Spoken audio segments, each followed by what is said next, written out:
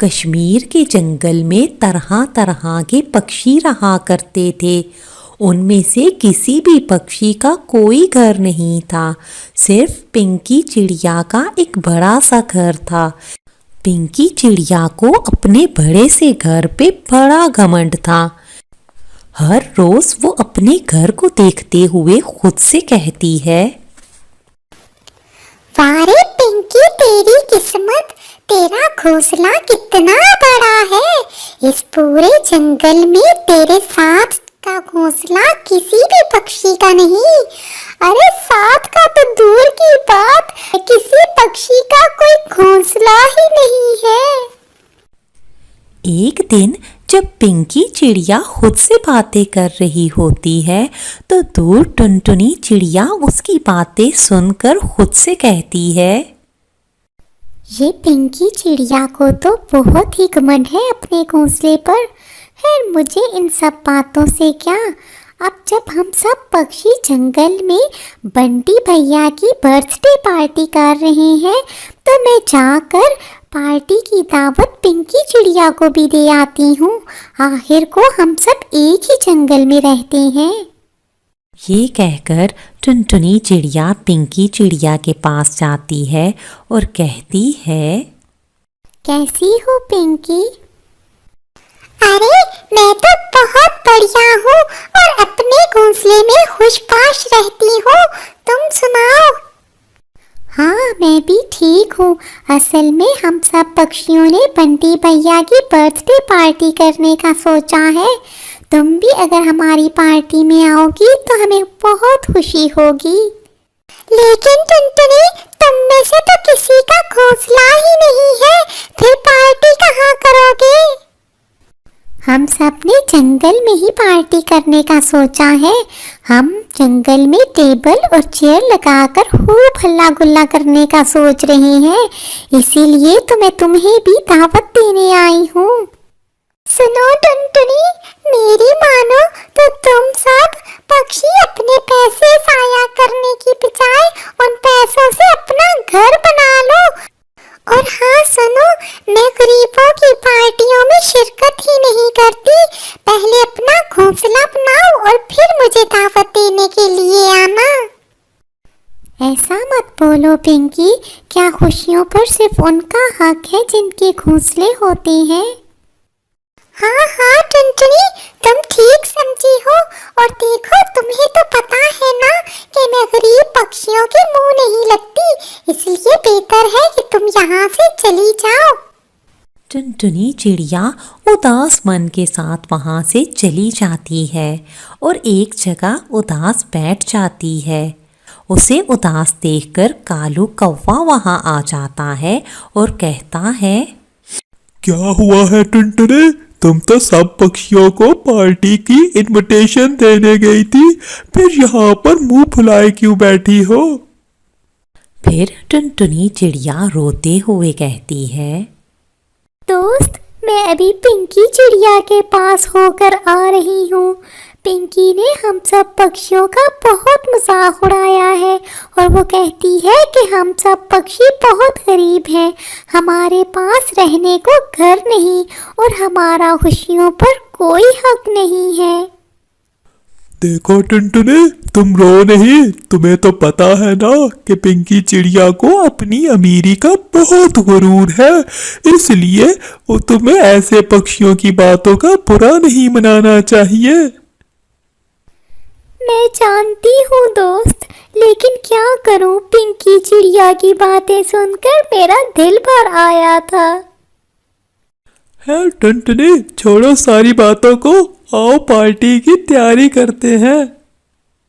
फिर सब मिलकर पार्टी की तैयारी करने लगते हैं। सभी पक्षी बहुत खुश होते हैं। दोस्तों, आज तो बहुत मजा आ रहा है, सब कुछ बहुत अच्छा जा रहा है। हाँ हाँ यार, बहुत ही मजा आ रहा है। आइंदा भी हम इसी तरह पार्टी करते रहेंगे। वो सब खूब हल्ला गुल्ला कर रहे होते हैं कि अचानक जोर से बारिश शुरू हो जाती है। ये क्या? ये तो अचानक बारिश शुरू हो गई है। अब क्या होगा? हाँ दोस्तों, बारिश तो बहुत तेज है। ऐसा करते हैं, पिंकी चिड़िया के घर जाते हैं और रात वहीं पर गुजारते हैं। हाँ हाँ, पिंकी मेरी बहुत अच्छी दोस्त है और वो हम सबको रहने के लिए जरूर जगह देगी। आओ आओ, सभी पक्षी वहाँ चलते हैं। नहीं नहीं दोस्तों, मैं पिंकी चिड़िया के घर हरगिज नहीं जाऊंगी। उस दिन भी जब मैं पार्टी की दावत देने गई थी तो उसने मेरा खूब मजाक उड़ाया था। इससे बेहतर है कि हम सारी रात किसी दरख्त पर गुजार दें। हाँ हाँ दोस्तों, टुनटुनी ठीक कह रही है। पिंकी की बातें सुनने से बेहतर है कि हम किसी दरख्त पर रात गुजार ले। फिर वो सारे दोस्त मिलकर रात बारिश में भीगते हुए एक दरख्त पर गुजार देते हैं। फिर अगले ही दिन वो सब मिलकर अपने लिए एक सुंदर सा घोंसला बनाते हैं।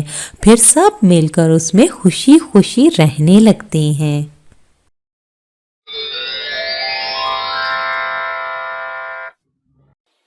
टुनटुनी चिड़िया अपने घोंसले के बाहर बैठी हुई थी कि इतने में उसकी सुतेली माँ वहाँ आ जाती है। ये देखो, महारानी घोंसले के बाहर बैठी आराम कर रही है और वहाँ घोंसला कितना गंदा पड़ा है। लेकिन माँ, मैंने तो पूरे घोंसले की सफाई कर दी है। अच्छा अच्छा, तो बर्तन क्या तुम्हारी माँ ने आकर धोने हैं? उफ, एक तो मैं इससे बहुत तंग आ गई हूँ। ना काम की ना काज की, दुश्मन सिर्फ अनाज की। जाओ और जाकर बर्तन धो। यहाँ खड़ी मेरी शक्ल क्या देख रही हो? टुनटुनी चिड़िया किचन में जाकर सारे बर्तन धोने लगती है। थोड़ी ही देर में वो अपनी सुतेली माँ के पास जाती है और कहती है, माँ, मेरे सर में बहुत दर्द हो रहा है और मुझे लगता है मुझे बुखार होने वाला है। माँ, मैं थोड़ी देर के लिए आराम कर लूँ? ए चिड़िया, अभी बुखार के नाटक को छोड़ो और कपड़ों का ढेर पड़ा है, अभी वो भी धोने हैं। ऐसा करो, आज या कल मशीन लगाकर सारे कपड़े धो डालो। लेकिन माँ, मैं क्या करूँ? मेरे बदन में बहुत दर्द हो रहा है और मेरे में जरा हिम्मत नहीं। जब मैं ठीक हुई तो मैं कपड़े सारे धो दूंगी। अच्छा, तो तू आगे से जुबान चलाती है। अगर तुम नहीं करोगी तो क्या तुम्हारी माँ आकर करेगी? काम की ना काज की, दुश्मन अनाज की। माँ, मेरी मरी हुई माँ को तो कुछ ना कहो, ऐसे भी वो अब इस दुनिया में नहीं है। टुनटुनी चिड़िया की बात सुनकर टूनी को गुस्सा आ जाता है और वो उसे जोर जोर से पीटने लगती है। तेली माँ की मार के बाद टुनटुनी चिड़िया झरने के पास आकर रोने लगती है। माँ, माँ, आप कहाँ चली गई हो? ये नई माँ तो जरा नहीं अच्छी। ये मुझे हर वक्त मारती पीटती है। माँ, मुझसे घर का सारा काम भी करवाती है। माँ, मुझे आज बुखार हो रहा है, लेकिन नई माँ ने फिर भी मुझसे घर का सारा काम करवाया है और मुझे बहुत ज़्यादा पीटा है।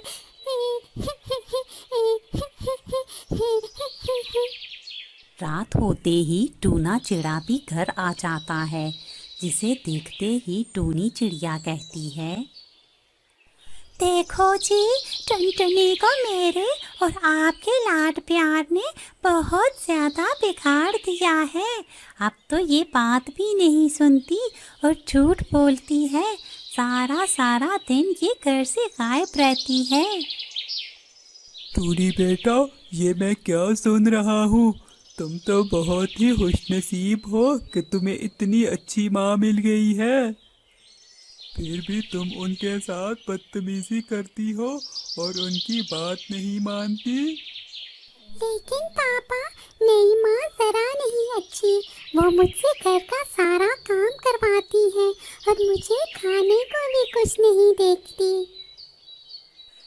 देखा है ना जी, ये किस तरह पिटर पिटर झूठ बोल रही है। मेरी बात तो ये बिल्कुल नहीं मानती, बस आप ही इसे कुछ समझाएं। टुनटुनी बेटा, झूठ बोलना बुरी बात है, और आइंदा अगर तुमने अपनी माँ से झूठ बोला या बदतमीजी की तो मैं तुम्हारे साथ बहुत बुरे तरीके से पेश आऊँगा। टुनटुनी चिड़िया अपने पिता की बातें सुनकर बोझल मन के साथ वहाँ से चली जाती है और सुबह होते ही नदी के पास आ जाती है और रोने लगती है। मैं अब जिंदा नहीं रहना चाहती, कोई भी मेरा विश्वास नहीं करता, बस इस दुनिया में मेरा कोई नहीं है, पापा को भी मेरे ऊपर यकीन नहीं है, अब मेरे जीने का कोई फायदा नहीं, इससे बेहतर है कि मैं इस नदी में कूदकर अपनी जान दे दूं। टुनटुनी चिड़िया खुद से बातें कर रही होती है कि इतने में नदी से एक परी आ जाती है और टुनटुनी चिड़िया से कहती है, टुनटुनी, जिंदगी एक बहुत बड़ी नेमत है और इसको ज़ाया मत करना। ये लो जादुई मिट्टी, तुम इसे जहाँ भी रखोगी वहाँ तुम्हारे लिए एक सुंदर सा घर बन जाएगा, जिसमें तुम्हारे लिए सब कुछ मौजूद होगा। ये कहकर वो परी गायब हो जाती है। टुनटुनी चिड़िया वो जादुई मिट्टी देखकर बहुत खुश होती है। फिर वो नदी के पार उससे अपने लिए एक सुंदर सा घर बनाती है और उस मिट्टी के घर को देखकर बहुत खुश होती है और फिर खुशी खुशी उस घर में रहना शुरू कर देती है।